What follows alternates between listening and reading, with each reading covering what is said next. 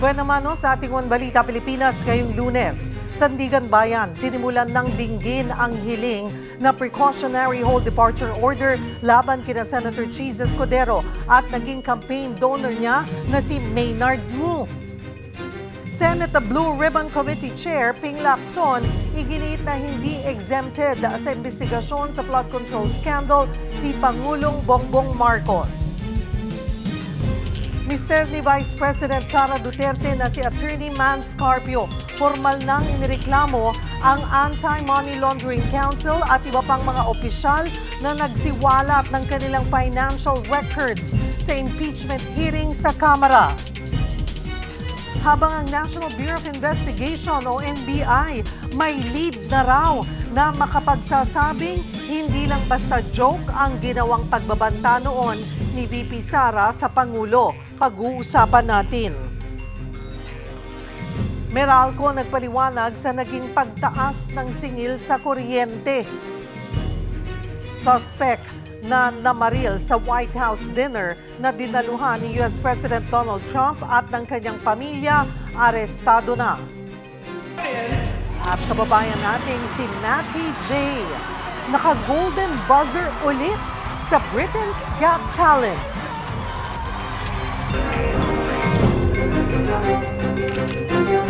Magandang taghali, Luzon, Visayas at Mindanao. Thank you for joining us. Good afternoon sa mga nanonood sa This has been my guide. Ang uting utang, kumikita sa mga utang, kumikita. Nagsana ang mga paluwas sa kanilang mga probinsya. Hola! One Balita, Pilipinas!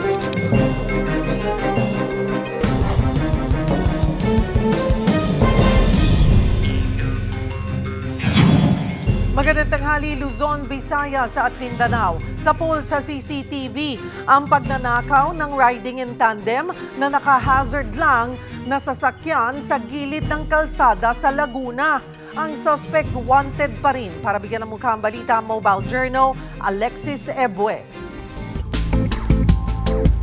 Sa kuha ng CCTV sa Santa Rosa, Laguna noong nakarang linggo, makikitang nakaparada ang pulang MPV sa gilid ng pamilihan. Maya-maya, isang motorsiklo ang huminto sa tapat. Bumaba ang angkas saka nagtanggal ng helmet. Umabante naman ang kasama niyang rider. Pagkalapag ng helmet ng angkas, casual siyang naglakad palapit sa MPV. Sinilip niya ang loob ng sasakyan at dali-daling binuksan ang pinto. Mabilis niyang tinangay ang bag sa loob, saka sumakay sa motor at sumibat. Kuwento ng may-ari ng sasakyan, bumaba silang mag-asawa para mamili ng pintura at tubig sa lugar. Ganun na lang ang panlulumo ni Melly. Natangay kasi ang 14,000 pisong halaga ng cash, bagong cellphone at debit at credit card. Yun, saglit lang po yun, wala nga kami pong 10 minutes doon. Pagbalik po namin sa sasakyan, wala na po yung bag ko po. Tapos nung pina-check po namin yung CCTV, yun nga po na may kumuha, may nagnakaw na nakamotor. Agad nila itong isinuplong sa pulis. Hinala nila, dayo sa lugar ang mga sospek. Nakakatakot daw na parang sanay na ang mga ito at nakuha pang tanggalin ang helmet. Magsisilbing aral daw ang nangyaring ito sa mag-asawa. Sabi ng asawa ko, hindi na talaga ako gagawa ng ganun yung hindi ilalak. Kahit saglit lang kami doon. Kaya yun po, doble ingat po tayo ngayon kasi andyan lang po sila yung mga walang takot na sa paggawa ng masama. Sa sino mang makapagbibigay impormasyon sa mga sospek, agad lamang ipagbigay alam sa pinakamalapit na himpilan ng pulis. Para sa 1PH, Mobile Journal, Alexis Ebue, News 5. Nabiktima ng basag kotse ang aktor na si Andrew Mulak sa Quezon City. Sabado ng gabi, nang datna ng aktor na basag-basag na ang salamin at nagkalat na ang mga gamit sa kotse. Kabilang sa nakuha ang kanyang pulang maleta at pouch na naglalaman ng mahahalagang dokumento gaya ng 2 passport at ATM cards. Nang suriin ang CCTV, nabistong riding in tandem pala ang salarin. Ayon kay Mulak, na ibalik na ang 2 niyang passport matapos itong makita sa drainage malapit sa lugar. Pero tinutugis pa rin ang mga suspect. Sa Cainta Rizal, arestado na ang hold-upper na nakita sa CCTV na nagdasal muna bago mang-hold up ng Indian National. Depensa niya, dipit lang siya, kaya nagawa ang krimen. Gumulong na ang pagdinig ng Sandigan Bayan kaugnay sa hiling ng Office of the Ombudsman na precautionary hold departure order laban kina former Senate President Cheese Escudero at umano'y bagman nito na si Maynard Ngu. Para sa update, magbabalita live si Mobile Journal Arles de los Santos. Arles. Cheryl, nagpapatuloy nga yung pagdinig ng Sandigan Bayan 6th Division para sa hiling ng Office of the Ombudsman na pigilan na makalabas na bansa si dating Senate President Cheese Escudero ang umunoy negosyanteng bagman nito na si Maynard Ngu. Pero ang pagdinig, Cheryl, ay isinagawa sa closed door dahil sa ilan nilang mga impormasyon na posibleng matalakay sa pagdinig. Wala pang kaso si Escudero pero iniimbestigahan pa rin ito dahil sa posibleng graft, plunder at indirect bribery. 7 buwan yan mula nang madawit sa mga umunoy nakatanggap ng commitment o kickback mula sa flood control project. Sa Senate Blue Ribbon Committee hearing, matatanda ang Cheryl na idinawit ni dating Public Works Undersecretary Roberto Bernardo si Escudero na isa umano sa mga mambabatas na nakatanggap ng kickback. Sabi ni Bernardo, hiningan siya ng negosyanteng si Maynard Ngu na nagsilbi umunong bagman ni Escudero ng listahan ng mga proyekto noong 2024 at lumalabas na 2 beses umunong nag-deliver si Bernardo kay Ngu ng 20% na umunong commitment ni Escudero para sa flood control projects ng pamahalaan na aabot raw sa 1.4 billion pesos. Pero Cheryl, nauna nang itinanggi ni Escudero ang mga alegasyon na ito at tinawag itong pag-atake sa Senado at kanyang reputasyon. Cheryl. Arles, may update din ba sa iba pang nadadawit sa flood control scam na sina former House Speaker Martin Romualdez at pati na kay former Congressman Zaldico? Cheryl, sa isang radio program ni Ombudsman Boying Remulla ay kinumpirma nga nito na si dating House Speaker at late 1st District Representative Martin Romualdez ang umunoy nagmamayari ng mga ari-arian na freeze ng Anti-Money Laundering Council o AMLAC nitong nakarang araw kung saan lamang 25 bank accounts at 10 insurance policies na pagmamayari umano ni Romualdez ang na-freeze. Kasama dyan yung 27 na bank accounts at insurance policies ng hindi pa napapangalanan na business associate umano nito. Ilang araw yan, Cheryl, mula ng pagbigyan ng Sandigan Bayan ang hiling ng Ombudsman din na pigilan na makalabas ng bansa si Romualdez at ma-freeze nga yung mga ari-arian nito dahil nagpapatuloy yung investigasyon kay Romualdez doon sa posibleng plunder at graft, gayon din yung direct at indirect bribery pati money laundering, At patungkol naman doon, Cheryl, sa paglabas ng order ng AMLAC, wala pa ditong tugon si Romualdez. Pero susubukan natin na makuha ang kanyang panig dito. Pero doon naman, Cheryl, kay dating Representative Zaldico, lumalabas nga na ayon sa kay ako Bicol Congressman na si Alfredo Garbin, nasa maayos na kondisyon daw na ito. Ito raw ay base sa impormasyon sa kanyang pamilya. Pero wala daw tanging may direct at ang tanging may direktang komunikasyon lamang dito daw ay yung pamilya nga nito ni Ko mismo. Pero Cheryl, matatandaan natin na Sandigan Bayan na rin mismo ang nagsabi na pugante na si Ko o nagtatago sa batas kasunod ng pagkansela sa kanyang pasaporte habang ang isa sa kanyang mga kaso kaugnay ng maanumalyang road trike project sa Nauhan Oriental Mindoro ay patuloy pa rin na dinidinig dito sa Sandigan Bayan at nananatiling at large si Ko. Yan muna ang latest dito mula sa Sandigan Bayan. Cheryl. Maraming salamat, Mobile Journal Arles de los Santos. Samantala, sinabi ni Ako Bicol Party List Congressman Alfredo Garbin na sa pagkakaalam niya, nasa maayos na kondisyon naman ngayon ang dating kapwa kongresista at kapartido na si Zaldico. Ito raw ay base sa impormasyon mula sa kanyang pamilya. Sa ngayon, ang tanging may direktang komunikasyon daw sa dating kongresista sa kanyang pagkakaalam ay ang abogado nitong si Attorney Rui Rondain. Pero nauna nang sinabi ni Rondain na wala pa siyang impormasyon tungkol sa kanyang kliyente. Ang ipinagtataka raw ni Garbin, bakit wala pang anumang sagot sa mga katanungan ang Department of Justice na nagtungo na mismo sa Prague para kay Ko. May reports din umano na wala naman talagang Portuguese passport si Ko. Sa ngayon, wala pang sagot dito ang DOJ. Well, yan ang katanungan rin ng milyong-milyong Pilipino na bakit pumuntang Czech Republic walang validated reports as custody. But be that as it may, siguro ang kailangan ng lahat talaga yung katotohanan at kung mauuwi man, sana dala-dala ni Kong Saldi yung katotohanan pag-uwi dito sa Pilipinas. Samantala, nilinaw ni former Congressman Mike Defensor na walang kinalaman ang kanyang asawa at anak sa ni-raid na KTV bar sa Pasig. Mismong NBI pa ang nagkumpirma na pag-aari ng mag-ina ni Defensor ang bar na nabistong may mga bugaw at droga. Pero giit ni Defensor, pinupolitika lang siya ni NBI Director Melvin Matibag, bagay na itinanggi naman ng opisyal. May sinusundan ng lead ang National Bureau of Investigation sa umano'y pagbabanta ni Vice President Sara Duterte laban kina Pangulong Bongbong Marcos, First Lady Araneta Marcos at dating House Speaker Martin Romualdez. Ayon sa NBI, planado at hindi may tuturing na metaphor o hyperbole.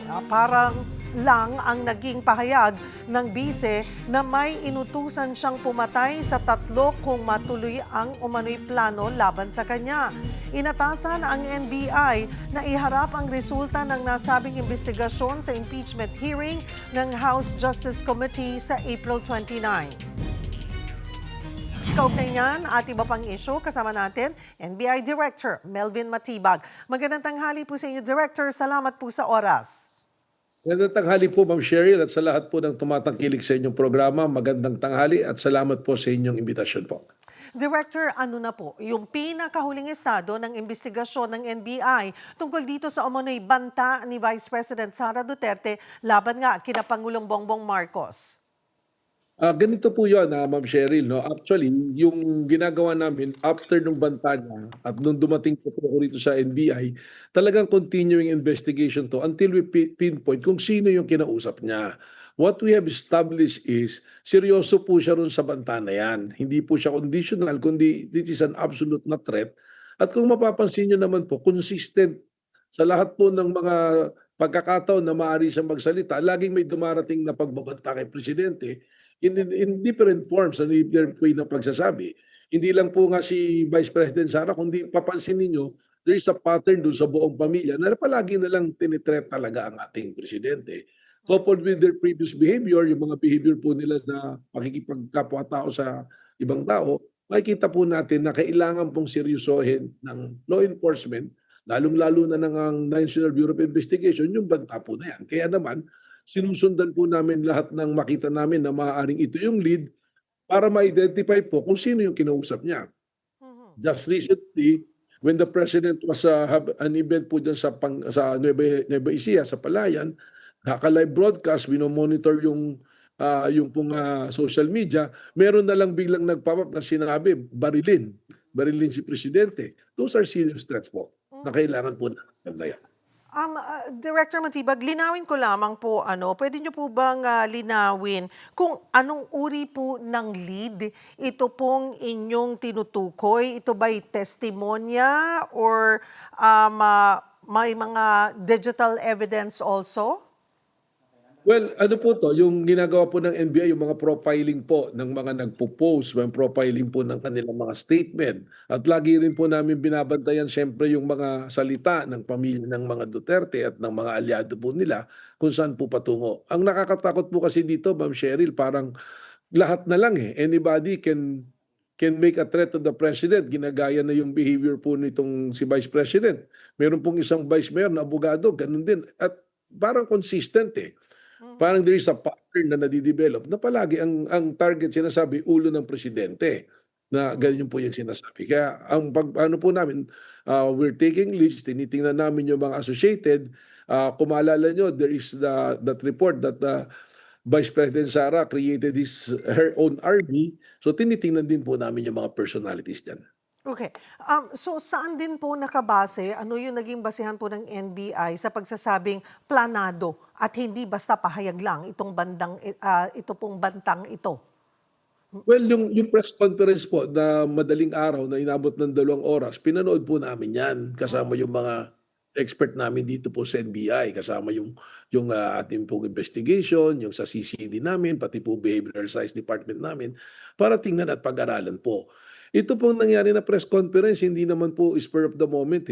Meron pong imbitasyon na nanggaling sa opisina ng Vice President and yung mga questions na tinanong dyan appears to us na mga planted na question na meron na talagang sagot. just to make it appear na parang spontaneous na nangyari po. So may nakuha rin ho ba tayong gaya ng text, audio, o witness na magpapatunay po ng direktang ugnayan sa umano'y plano? Yun po yung kailangan nga namin bantayan dahil sabi nga namin, we are very serious dahil it's a threat to the president at ang ano po rito, yung nagte-threaten, he's the direct beneficiary pagka po may nangyari sa ating pong presidente. Ano po ang inaasahang isusumite ng NBI sa darating na impeachment hearing sa House Justice Committee sa Miyerkules po? Well, kung ano na po yung mga ebidensyang nandirito na nung ako'y bago pa dumating, nagkaroon po ng investigation to during the time po ni dating Director Santiago. At yung pong naging investigasyon na yan ay nagbunga ng kompletong dokumento na isinumiti po sa National Prosecution Service sa Department of Justice upang magsampa po ng kaso ng grave threat at inciting to sedition. And pending po ngayon ang decision yan and we're hoping po na sana po madesisyon na ng Department of Justice sapagkat naniniwala po kami na kompleto naman po yung elemento ng naming tinutukoy. Director, magmula po nung kayo'y naupo, may mga additional pieces of evidence ba or nakuha kayong impormasyon, nahukay na impormasyon na pandagdag po dito sa threat nga po ni Vice President Sara Duterte sa Pangulo or sa First Family? Meron po, but pasensya na, I am not in the liberty to divulge it publicly kasi ongoing investigation po ito. So hindi po namin i-detalye, but meron po kaming mga sinusundan po. Okay. Is this something that you would share it sa hearing po ng impeachment? Yung po kasi ganyan, hindi po namin maaari pang ibahagi yan dahil it's an open case na sinusundan pa po. Pero what we have, yung pong aming mga testimonya na nakuha, maaari na po namin ibahagi po yan. Dahil something po na, alam nyo po, nasa law enforcement tayo, yung intelligence po natin na division, baka po masunog yung ating mga leads at mga sources. Sa halip na matapos natin at na makuha natin yung ating gustong mga kunin ay magkaroon po ng maalarma yung ating po mga sinusundan po. But so far doon sa mga karagdagan na kahit hindi nyo po pa pwedeng ilabas sa publiko, may mga iba pang mga pangalan, malalaking pangalan, personalidad na sangkot po dito? Well, pag tinignan po naman namin, ang isang basihan nga namin pagbabasihan dyan, yung behavior po sa public, sa social media. Doon naman din po may alabas eh. But we just have to process it very carefully. Yung mga expert po natin dito, tumutulong magproseso para alin po yung aming susundan at alin po yung aming hindi susundan. Ano po? Director, may mga hawak na kayo, may mga sinusundan pa kayo, may mga nade-discover pa kayo. Sa puntong ito po ba ay masasabi ninyo na matibay ang hawak na ninyong ebidensya laban po sa bise? Well, doon po sa pinal naming kaso na grave threat saka po yung inciting to sedition, sigurado po kaming matibay po yung mga ebidensya na nakuha namin at isinumiti po. Yung pa lang naman po yung kaso kasi dito naman po sa atin yung conspiracy to commit murder, hindi naman po actionable pa na case yan unless nagkaroon na ng yung ibang elements na frustrated, na attempted, ganun po. Pero yun nga po, sinasabi ko, the threat that was made, hindi po siya conditional. That is an absolute po eh. Absolute po na threat yan eh. Malinaw naman po yung Director, isama ko na isingit ko na rin po yung mainit na issue rin simula noong Biyernes pa tungkol naman sa pagkakasangkot po ng asawa at anak ni dating Congressman Mike Defensor sa ni-raid na establishment.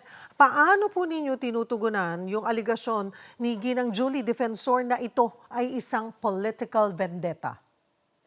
well, yung po yung depensa nila, tingin ko po yung depensa nilang yan, it will not hold the water sa korte po or sa piskalye. Kasi malinaw po yung ebidensya. Dalawang bagay lang po yung itatanong ko kay Julie Defensor at kay Mike Defensor na rin. Meron bang nangyari na human trafficking doon sa lugar nila? At sino ba ang namamahala at may-ari ng lugar? Number one, po, meron. Ano po ba yung elemento ng human trafficking? May act. Ano po yung naging act? Recruitment. Ni-recruit po nila yung mga kababaihan Ang tawag na po nga, hindi GRO, kundi CCA. In-upgrade na nila, Customer Care Assistant. Yun po yung tawag doon sa mga babae. Meron, anong susunod po doon? Yun yung act. Yung means naman. Ano yung means? Sinasabi po ni Mike Defensor, wala namang pilitan dyan eh. Pumapayag naman, ganyan, yun yung aligasyon niya. Ang nakalimutan niya po, sa human trafficking, hindi naman kailangan pilitan lang, o may persahan o pananakot, kundi pwede rin may machination po o deceit na tinatawag na, halimbawa, pinangakuan, gusto mo bang kumita ng mas malaking kita? Kasi halimbawa, yung CCA, kung CCA ka na regular, 500 pesos a day lang. Baka gusto mo kumita ng 20,000 ngayong araw na to.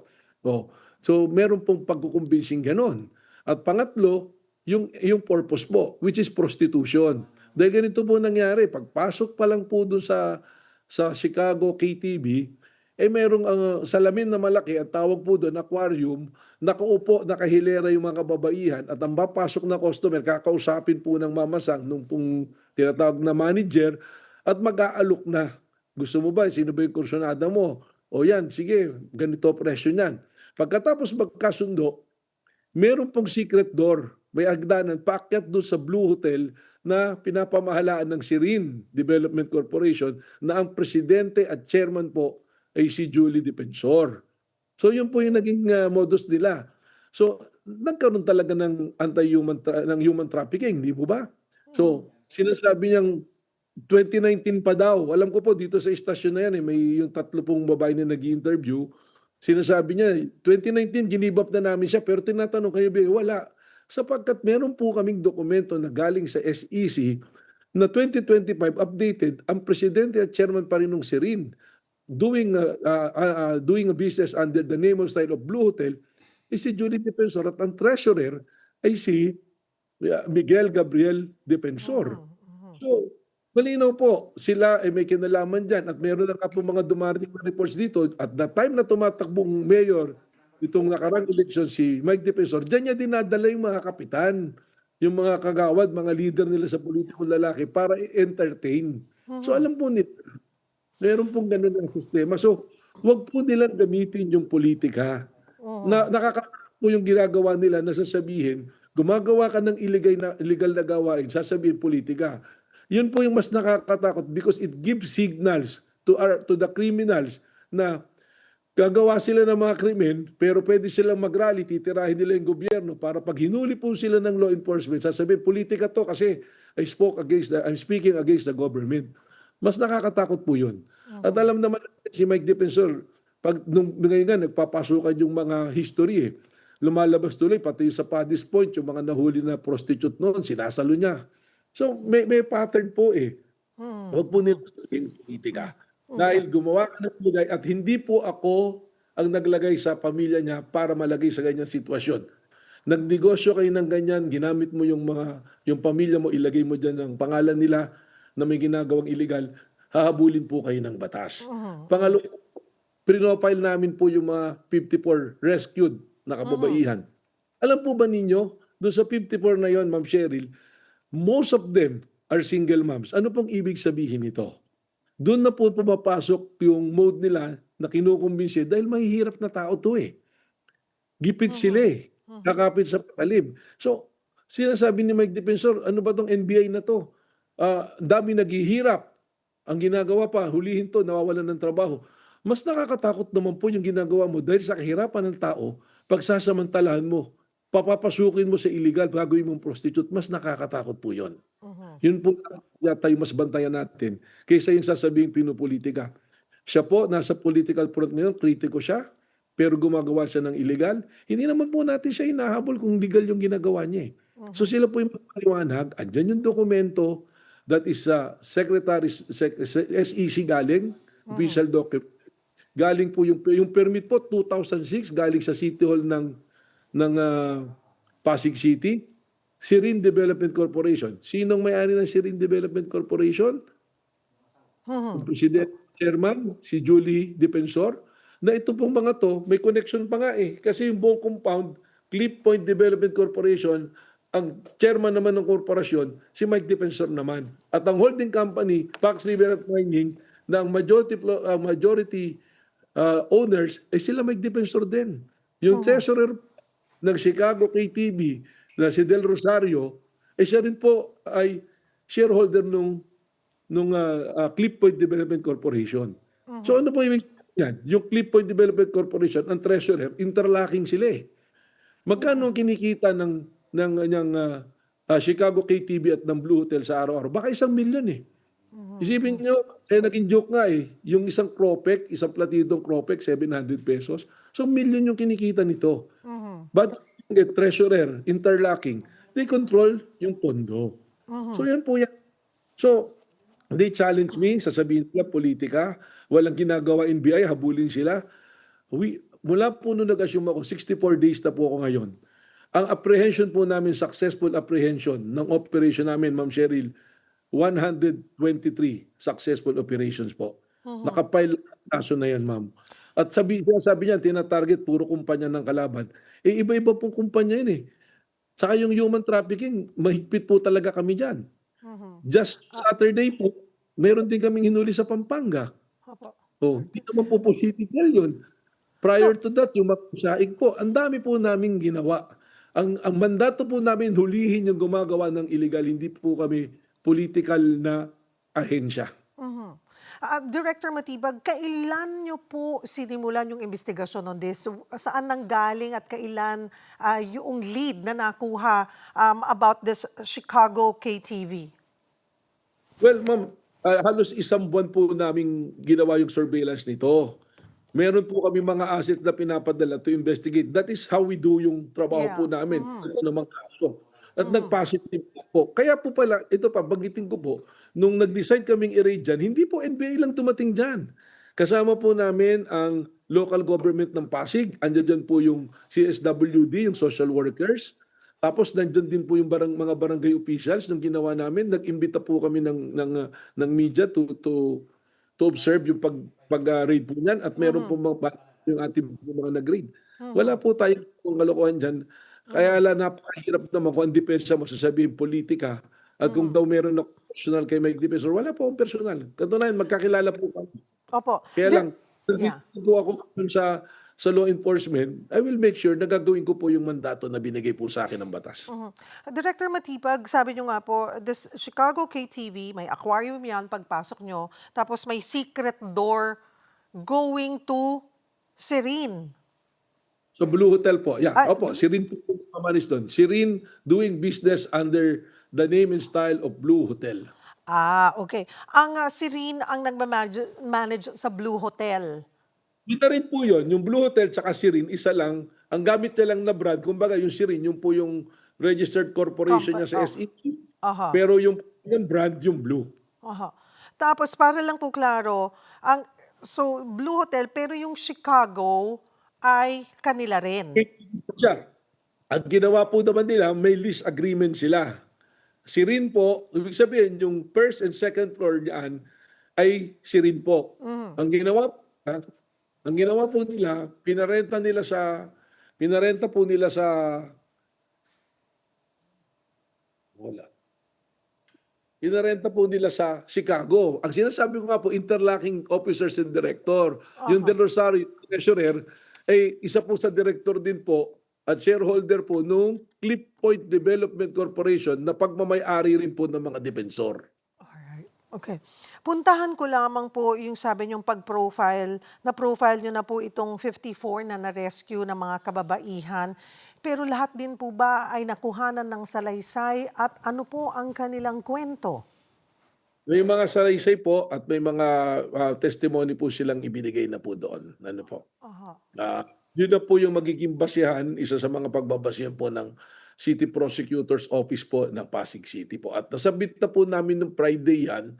We're hoping na makapag-issue sila ng mga subpoena to do the preliminary investigation po para umandar. May mga nabanggit din po bang mga iba pang personalidad na possible po na involved or nakikita po ba nila itong si former Congressman Mike Defensor doon? Ano po ang kwento ng mga babae? May mga positive ano po. At saka doon pa lang naman po sa mga statement ni Mike Defensor, sinasabi naman niya talaga nararating niya yung lugar na yun eh. Ginagamit pa niya yung ibang establishmento. Wala naman po problema yung ibang establishmento, yung Korean restaurant. Talaga namang hindi mo alam kung ano ingredients na lulutuin dyan. Tsaka yung sa 7-Eleven daw, kung anong binibenta. Pero ito mismo, yung asawa mo yung nagpapatakbo nung Blue Hotel tsaka nung KTV, kayo nagpapatakbo, posibleng hindi nyo alam yung operation nito. Mayroon pa po, ano po ba ang inaasahan pa natin, Director, na susunod na hakbang po ng NBI sa kasong ito? Well, na pag-aralan po namin, may mga additional pa po kaming kakasuhan at may ipapile na kaso at na banibago. Kasi ang napile po namin dyan, based doon sa una naming ipinail, yung violation of anti-human trafficking law po at saka ng dangerous drug. Pero idadagdag po namin dito yung may Presidential Decree 1566 po at saka Republic Act 9593, yung Tourism Act of 2009, na kung saan dapat yung hotel po, pag foreigner yung pumapasok, nagre-require yan, may recording process po, na hindi rin po nila ginawa. Dahil yung isa pong na-apprehend nga namin na identified na talaga nag-avail ng sexual favors po, nasa kwarto ay Taiwanese, wala pong record sa kanila na kinuha nila ng data, ng passport po nila. So another violation po ito. At yung po pong ibang individuals, meron po kasi kaming mga individuals na initially when we process, tingin namin na hindi pa mabigat yung ebidensya base po dun sa DC Department Circular ng DOJ, Department Circular 20, na dapat may reasonable certainty of conviction. Hindi po muna namin isinama sa kaso, pero may mga ipapile pa po kaming kaso kasi in coordination din po kami with DOJ IACAT, yung interagency na against trafficking po. So, kasama po namin yung IACAT dito. Maraming pong salamat sa inyong oras, NBI Director Melvin Matibag. Kapapasok lamang po na balita, inanunsyo ng Department of Energy na nasa 12 pesos and 94 centavos kada litro ang ibababa ng presyo ng diesel simula po yan bukas. 15 pesos and 71 centavos per liter naman ang magiging rollback sa kerosene, habang walang magiging paggalaw sa presyo ng gasolina. Sa ngayon, ayon sa DOE, may higit 50 araw na supply ang bansa ng diesel at gasolina. Mahigit 168 days naman sa kerosene, 70 days sa jet fuel at higit 38 araw na supply ng liquefied petroleum gas o LPG.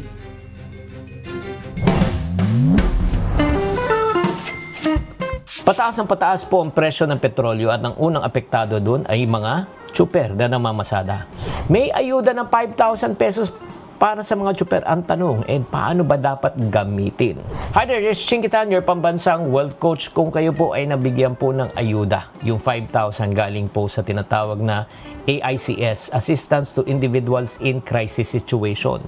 Ang tanong, paano ba gamitin? Di ba, syempre gagamitin yan definitely dapat sa panggasolina. Kung tsuper ka, ito ay makakatulong, pero hindi to pang matagalan. Pangalawa, wag naman natin ubusin agad yung isang bagsakan.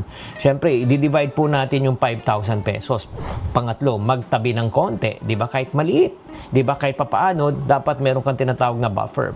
Pang-apat, iwasan po na natin ang pagbili ng mga hindi na kailangan. Like for example, yosi, o if not naman po, yung mga bagay na hindi naman talagang magbibigay po ng tulong sa ating pang-araw-araw.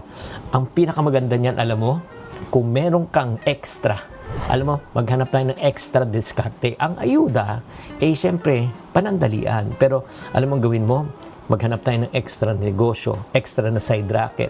Baka pwede ka mag-delivery, pwede kayo po magbenta ng mga pagkain at kakanin para hindi lang po isa lang ang iyong kinikita. Tatandaan, ang ayuda ay hindi solusyon. Ito ay pansamantalang tulong lang. Ang tunay na nating kalaban araw-araw kung paano tayo didiskarte at paano madagdagan ang ating kita.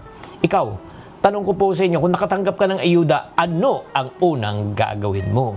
Sana naman nakatulong tong episode na ito. Tatandaan, tamang karunungan, tamang disiplina, ang susi sa pagyaman.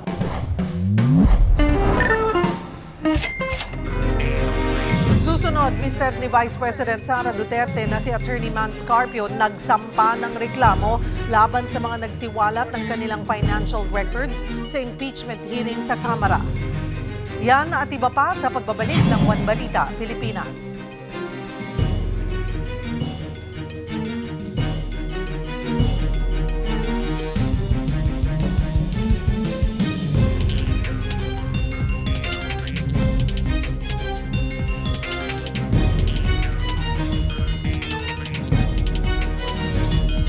Pinangunahan ni Pangulong Bongbong Marcos ang panunumpa ng mga bagong promote na guro sa Rojas City Capiz. Para bigyan ng mungkang balita, Mobile Journal, Julie Baiza. Magkakasama sa Rojas City Capiz sina Pangulong Bongbong Marcos, First Lady Liza Araneta Marcos at Education Secretary Sani Angara para sa oath-taking ng bagong promote na teachers at school head sa Western Visayas. Present din sa pagtitipon si former DILG Secretary Mar Rojas na tinawag na mabuting kaibigan ng Pangulo. Our good friend and former Secretary Mar Rojas II. Sa kanyang talumpati, kinilala ng Pangulo ang halaga ng mga guro, lalo't marami raw sa kanilang pamilya ang nagtrabaho bilang teacher kabilang ang First Lady. Bati daw niya ang hamon sa mabagal na promotion sa mga ito, dahilan para ipatupad ng administrasyon ang Expanded Career Progression Program. Simula noong Agosto 2025 hanggang ngayon, halos 80,000 teacher, 79,230 teacher at school head sa buong bansa ay na-promote na sa ilan. Dahil po, pinangako ko sa inyo ito nung aking SONA at kailangan natin ipatupad ang mga napakahalagang pangako na ating binigay sa inyo.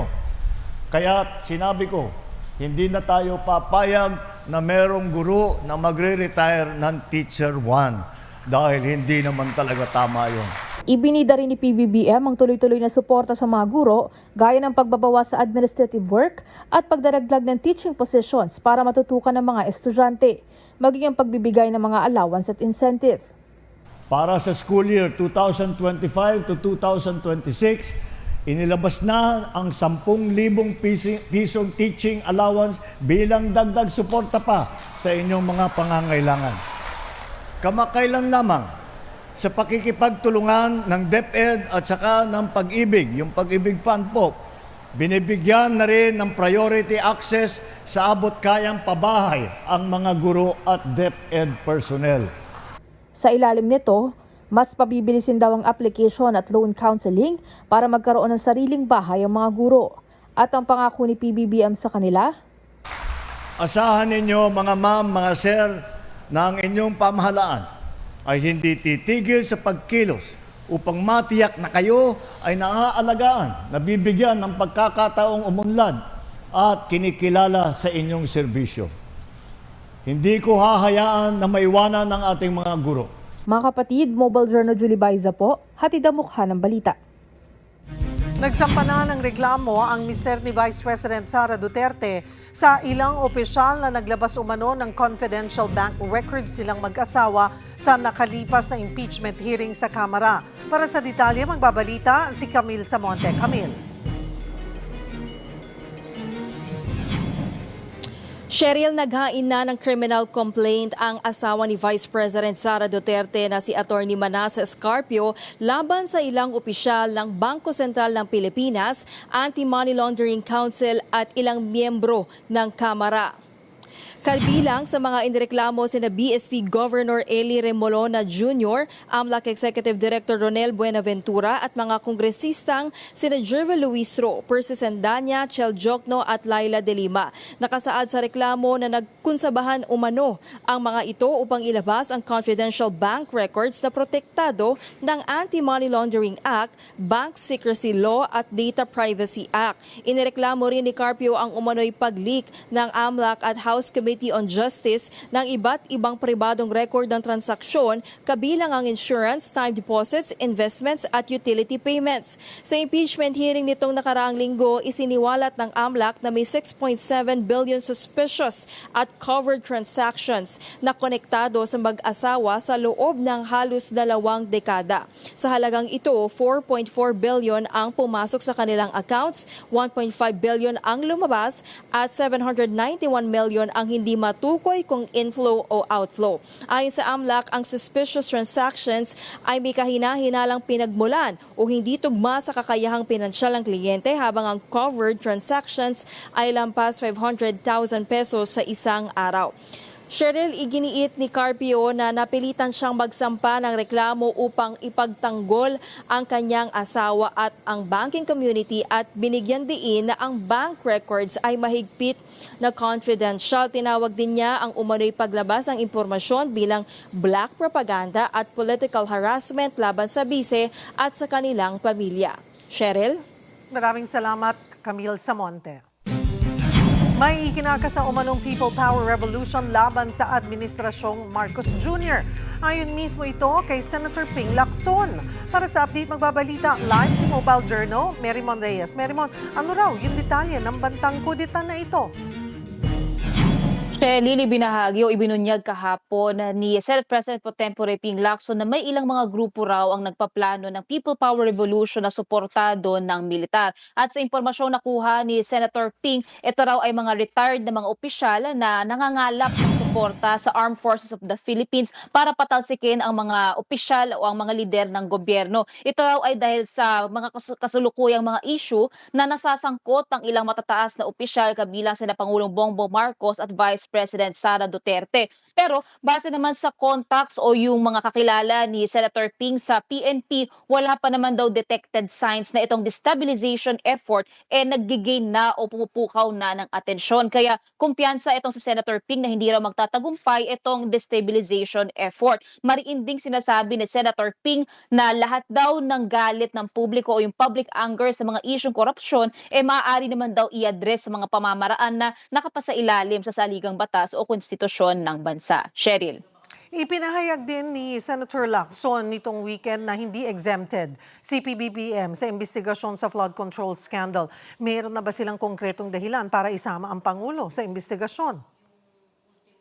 Cheryl, dito kasi sinasabi rin ni Senator Ping na walang magiging ligtas sa ginagawang investigasyon ng Senate Blue Ribbon Committee. Kabilang na rin dyan itong si PBBM, pero dapat lahat ng mga ito, yung mga ebidensya, yung mga alegasyon, ninonote ni Senator Ping, dapat submitted ito under oath o nasa formal na records ng investigasyon ng Senado. Dito papasok kasi yung kaso ng mga alegasyon na binato ni dating ako Bicol Party List Representative Zaldico na hindi niya ito sinabi under oath, hindi niya sinabi sa pagdinig ng Blue Ribbon, kundi pinost online. So itong mga itong mga alegasyon plus kung may mga ebidensya pa raw na magtuturo kay Pangulong Bongbong Marcos, lahat ng mga ito naman hindi naman ililigtas ang opisyal sa isasagawang investigasyon ng Senado. Pero to note, ang mga ito ay dapat dumaan dun sa proseso para maging formal na nasa records ng investigasyon ng Senado. Cheryl. At punteriya na ngayon ang investigasyon ng Ombudsman at Sandigan Bayan si Senator Cheese Escudero. Nasaan ngayon si Senator Cheese at may pahayag na ba siya ukol dito? Cheryl, sa mga lumipas na buwan kasi nung lumalabas itong mga paratang na may kinalaman din daw siya sa pagtanggap ng mga kickbacks o flood control projects, maging yung kanyang mga kakilalang kontratista na nakakuntsaba niya sa usapin na ito, lahat ay dinedenay ni Senator Cheese Escudero yung mga alegasyon at sinasabi niya direct attack daw ito, orchestrated daw para atakihin ang Senado. Ngayon, so far, wala pa siyang bagong panayam tungkol dito. Ang sinasabi naman ni Senate President Tito Soto, pwera na lang kung merong mga hold departure orders o may ibang legal grounds para bantayan yung pag-alis sa loob o paglabas sa bansa ng isang senador, wala naman daw ibang kailangang ipaalam pa sa liderato ng Senado. Pwera na lang kung on-official duties ang kanilang pag-aalis or pagta-travel. So sa ngayon, Cheryl, wala pang bagong panayam ang kampo ni Senator Cheese Escudero. Pwera na lang sa kanyang mariing pagde-deny sa mga alegasyon na binabato sa kanya at yung kanya sinasabi na willing siyang mag-undergo sa kahit na anong prosesong may kinalaman sa investigasyon dito sa mga alegasyon. Cheryl. Maraming salamat, Mobile Journal, Merymon Reyes. Ngayong matindi ang init, hindi na mapigilan ng ilang Manileño na mag-swimming sa Manila Bay. Pero paalala, bawal pa rin po yan. Para bigyan ng mukha ang balita, Mobile Journal, Francis Rivera.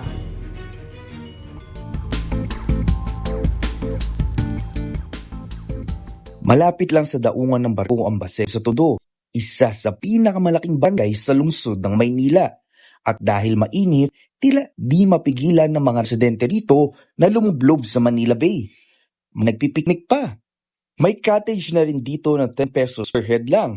Bansag nga nila rito, Baseco Beach. Pero pagpunta ko rito, kitang-kita ko mismo na may mga naglulutangan pang basura. Gaya na lang ng plastic, bote at mga basura na kadalasan sa estero nakita. Hindi rin maikakaila ang masangsang na amoy sa paligid. Pero dead ba raw ang mga nagsiswing? Mga nakikita basura. Yun naman kasi pinapatpat naman ng hangin. Siyempre, pag napadpat ng hangin, ito na yung pinaka parang punduan nila. Dito na iipon lahat. Alam naman namin yun, pero dito na kasi halos kami lumaki eh. So, buhay pa naman kami. Isa pa, wala naman daw sumisita sa kanila. Tumangging humarap sa akin ang nakakasakop na barangay. Sa impormasyon naman mula sa Manila LGU at Manila Bay Task Force, malaki ang ibinagsak ng level ng coliform o yung kaparehas na mikrobyo na nanggagaling sa dumi ng tao sa Manila Bay. Pero mataas pa rin kumpara sa tinuturing na ligtas na 100 most probable number o MPN sa kada 100 millimeters. Kaya mahigpit pa rin na dapat ipinagbabawal ang pagligo dito. Sang-ayon naman dyan ang medical experts. Sa mga pag-aaral, napakataas daw ng coliform bacteria, isang uri ng mikrobyo na nakikita sa dumi ng tao. Resistant na yan sa maraming antibiotiko. Pwedeng pumasok yan sa mata. Kung bukas ang mata nung sumisisid, di magkakaroon siya ng conjunctivitis dyan. Kung malulunok nila yan, magkakaroon sila ng gastroenteritis dyan. Magiging dahilan para magdudumi sila. So, delikado. Sa mga taga Maynila, kung gusto talagang mag-swimming ng libre, mayroon namang 7 public swimming pools na binuksan ng LGU na libre din lahat. Kung hindi, ang isa pang option. Hanap na lang po tayo ng timba. Doon na lang po tayo maligo. Mga kapatid, Mobile Journal Francis Sabera po. Hatid ang mukha ng balita. Nilinaw ng Meralco ang pass-through charges na kasama sa sinisingil sa electric bill ng kanilang mga consumer. Ayon kay Meralco Vice President Josel Darriaga, kabilang dito ang lifeline rate na ginagamit na subsidiya para sa mga benepisyaryo ng 4Ps sa ilalim ng Expanded Lifeline Rate Law. Kasama rin sa pass-through charges ang diskwento para sa senior citizens sa ilalim ng Expanded Senior Citizens Act. Paliwanag ng Meralco, nasa batas na obligado silang singilin ito sa bill ng mga customer. Lahat ng ito inire-remit sa pamahalaan at hindi nadaragdag sa kita ng kumpanya. Susunod, kababayan nating si Matty J. Naka-golden buzzer ulit sa Britain's Got Talent. Yan at iba pa sa pagbabalik ng One Balita, Pilipinas.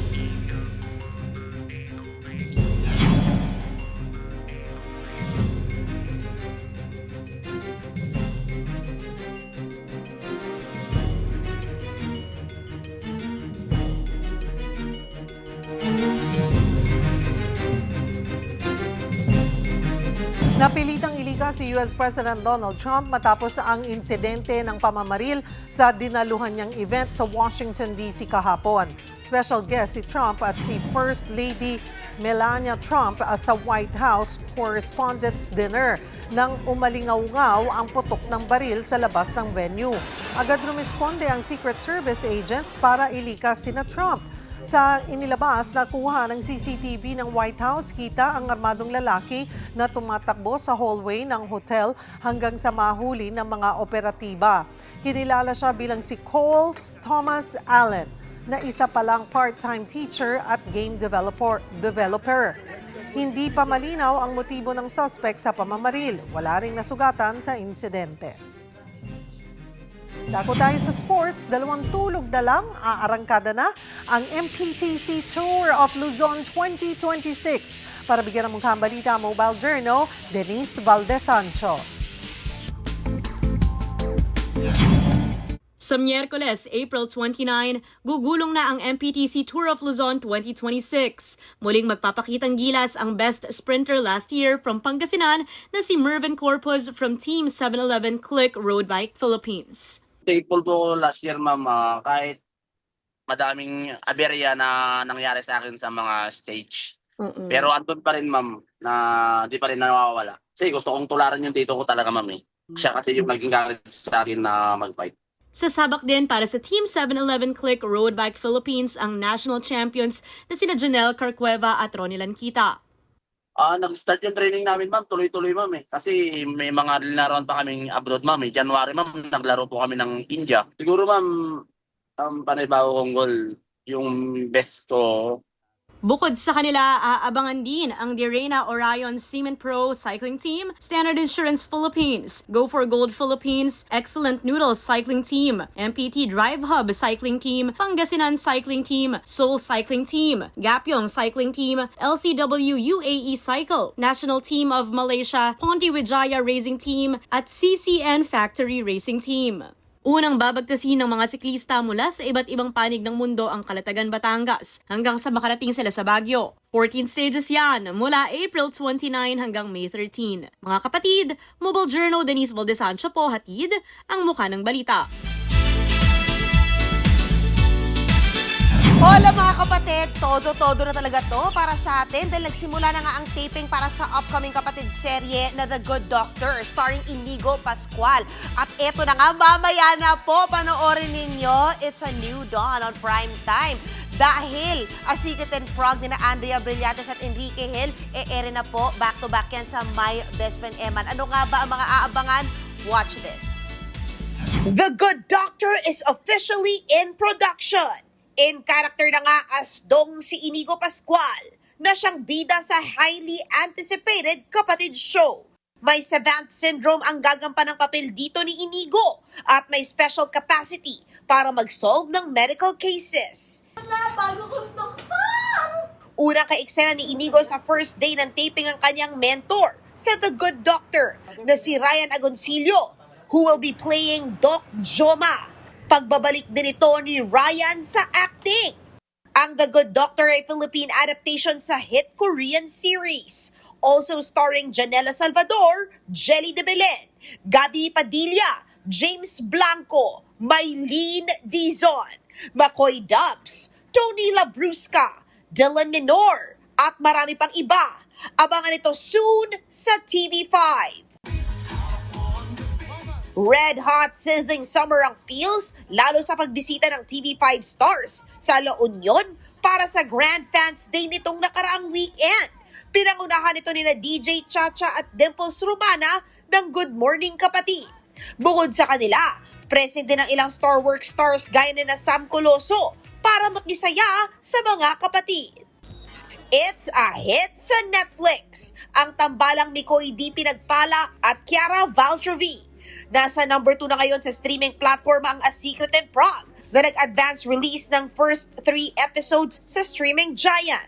Bumuhos naman ang papuri sa programa at sinabi ng fans na refreshing, inspiring at seated na sila for the next episode. Ang stars sa sina Enrique Hill at Andrea Brillantes, todo din ang sipag sa pag-iikot mula sa kanilang vibe guesting, PBA halftime visit, at mga barangay at mall shows kahapon. Ngayong gabi kasi, ang free TV premiere sa TV5 na mapapanood starting 8 p.m. Kaback-to-back ng Asikat and Frog ang My Best Friend Eman, starring Shaina Magdayaw at JM De Guzman. Mapapanood na po ang fan-powered OPM countdown show na vibe sa bago nitong tahanan sa MVP Studio. Major vibe party agad na bumungad sa state-of-the-art broadcast studio. Special guest si Elmo Magalona, pati ang Prettier Than Pink with their hit song na Cool Ka Lang. Nag-perform din sina Dylan Minor, Aiki at ang Salbakuta. Naroon din po ang The Ones, maging ang Lily na kinanta ang Tama Mali at si Earl Agustin na nangharana sa kantang Pag-ibig ng Ikaw at Ako. Kami yung unang banda na tumugtog sa Main Vibe dati before. And now, isa kami sa mga unang banda na tumugtog dito sa MVP Studio. Nung na-present yung opportunity sa akin, ginrab ko lang siya and ayun, I wanted to give it a try. And maraming prayers lang din talaga. And of course, maraming salamat din sa mga supporters ko. Muli Muli pong nagka-golden buzzer ang Pinoy singer na si Matty Juniosa sa Britain's Got Talent. Electrifying ang performance ni Matty sa kantang Dream On ng Aerosmith. Hindi tuloy mapigilang tumayo at pumalakpak ng audience. Pati ang 4 na judges napahanga. I said, I'm not giving it to the audience.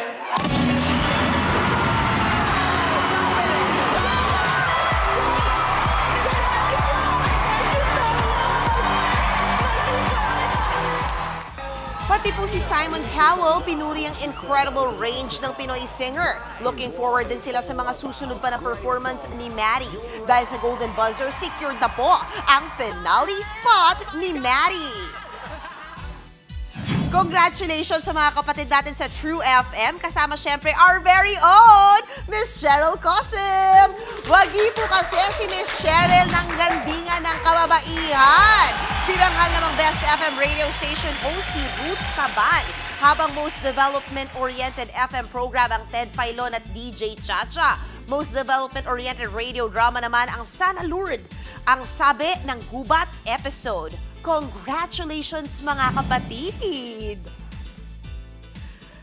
Congratulations! Thank you, MJ. Marami pong salamat. Marami pong salamat sa Gandingan Awards.